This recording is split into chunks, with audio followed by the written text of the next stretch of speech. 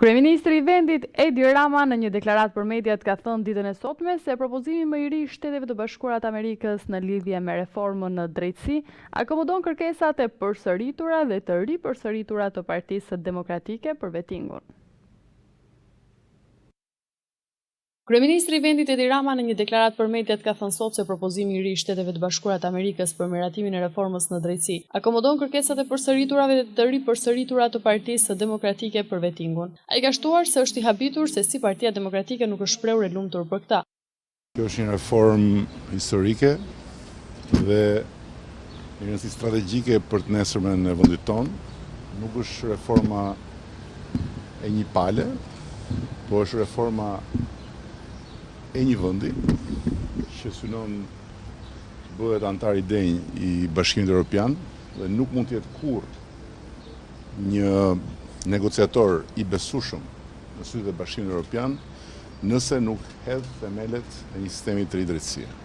Tani unë nuk e di se kujt i referoheni ju kur flisni për ngjyra dhe për zbeje, unë po ju përsëris edhe herë tjetër. Partia Socialiste dhe shumica qeverisë do të votojnë një reformë që ka mbështetjen e plotë të Shtetit Bashkuar të Amerikës dhe Bashkimit Evropian. Dhe të jeni të sigurt dhe mbi të gjitha të jenë të sigurt gjithë shqiptarët që as Shteti Bashkuar dhe as Bashkimi Evropian nuk bëjnë asgjë që cënon thelbin e kësaj reforme. Dhe formula e propozuar akomodon plotësisht një kërkesë të përsëritur dhe të stërpërsëritur pa pushim të Partisë Demokratike dhe unë habitem se Partia Demokratike nuk po thotë po e lumtur. Rama ka shtuar se reforma në drejtësi është një rëndësi strategjike, jo për një palë, por për të gjithë vendin.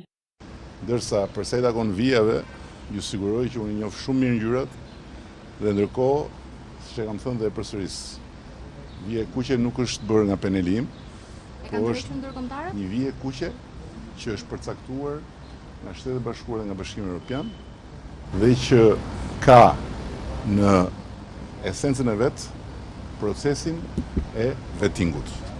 E kam thënë dhe përsëris, për ne nuk ka qenë asnjëherë problemi tek si parlamenti do të votojë pasi kemi lëshuar 2/3, kemi rënë dakord për çdo qasje që garanton pjesëmarrjen e opozitës bazuar në rekomandimin e Komisionit Venecias.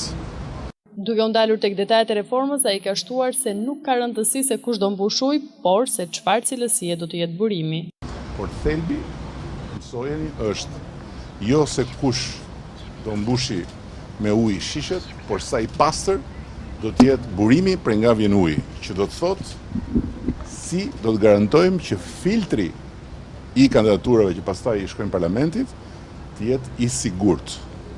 Dhe nëse filtri është i sigurt, për ne nuk ka absolutisht asnjë problem tjetër. Ai ka theksuar se qeveria dhe mazhoranca do të votojnë një reformë në drejtësi që është e mbështetur nga SBA dhe Bashkimi Evropian, të cilat nuk cënojnë thelbin e reformës.